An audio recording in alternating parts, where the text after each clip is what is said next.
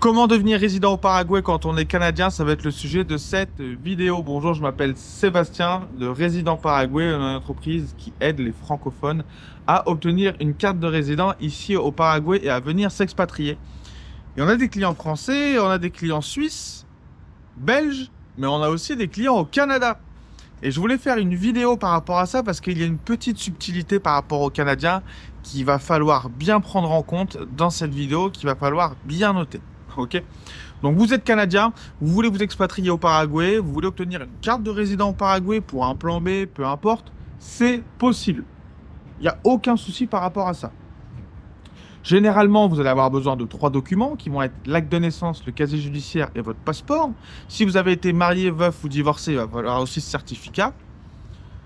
Mais généralement, il n'y a que besoin de ces documents-là. Attention, réservez un appel gratuitement dans la description. On va échanger sur votre situation. Peut-être qu'il y a des petites subtilités dans votre cas précis où il y aura besoin d'un document en plus. Donc n'hésitez pas à réserver un appel, c'est totalement gratuit.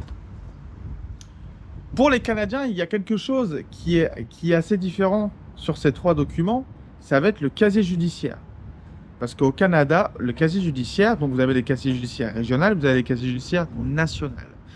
Et le problème, c'est que vous avez 2 casiers judiciaires nationaux. Et il y en a un avec les empreintes digitales. Et c'est celui-ci qu'il nous faut. Parce que dans la loi, c'est marqué qu'il nous faut un casier judiciaire national. Donc potentiellement, on pourrait avoir le casier judiciaire national sans les empreintes digitales dessus. Le problème, c'est qu'on a eu un cas il n'y a pas longtemps, justement avec un Canadien, où on a essayé de passer avec le casier judiciaire national qui n'avait pas les empreintes digitales. C'est passé, mais on a mis des heures à négocier sur place pour qu'ils l'acceptent et pour leur faire comprendre que oui, c'est un casier judiciaire valide. Donc ici, ils n'ont pas l'habitude des casiers judiciaires canadiens qui n'ont pas les empreintes digitales. Donc si vous venez ici au Paraguay, il faut impérativement ce certificat-là. Si vous venez avec l'autre, on va passer des heures, on va négocier. La dernière fois, c'est passé. C'est pas sûr que ça passe encore une deuxième fois. Je le répète souvent dans mes vidéos. En ce moment, il y a plus de 150 demandes de carte de résident tous les jours. S'il y a des documents avec lesquels ils n'ont pas l'habitude de travailler, ils ne s'embêtent pas, ils refusent. De toute façon, il y en a un autre qui arrive derrière. D'accord ? Donc, je voulais faire cette vidéo-là par rapport aux Canadiens parce que c'est une subtilité qui est importante et qu'il faut prendre en compte. Deuxième subtilité pour les Canadiens, par rapport à l'apostille. Donc, vos documents doivent être apostillés. L'apostille est vos documents, acte de naissance, casier judiciaire, doivent être apostillés. L'apostille est une légalisation de vos documents, mais reconnue internationalement. Ça s'appelle l'apostille. Avant, au Canada, il n'y a pas encore si longtemps que ça, elle n'était pas disponible pour tout le monde. Même encore maintenant, il me semble qu'elle n'est pas disponible dans tous les États.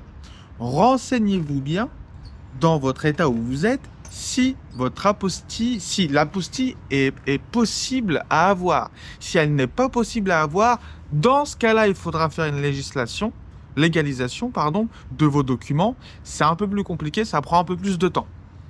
Le but du jeu, c'est quand même de mettre une apostille et c'est tout.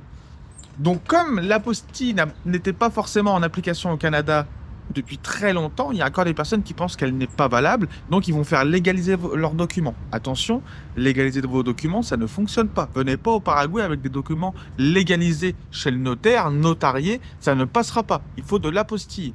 Si l'apostille n'est pas valable, là, il faut une légalisation, mais dans ce cas-là, on en parlera ensemble parce que c'est des cas précis. Sinon, demandez une apostille. Troisième point pour les Canadiens aussi, qu'il va falloir faire attention, ça va être le lieu de naissance. Il faut que le lieu de naissance soit le même sur votre passeport, casier judiciaire, acte de naissance.